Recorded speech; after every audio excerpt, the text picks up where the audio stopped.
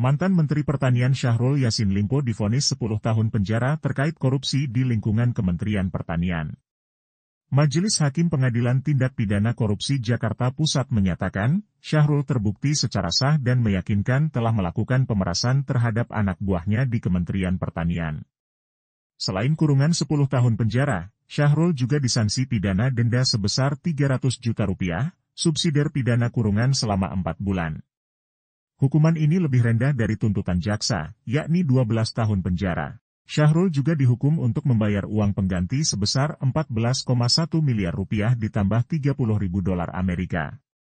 Hakim menyatakan Syahrul telah menyalahgunakan kekuasaannya dengan memaksa pemberian uang dan membayarkan keperluannya bersama keluarganya.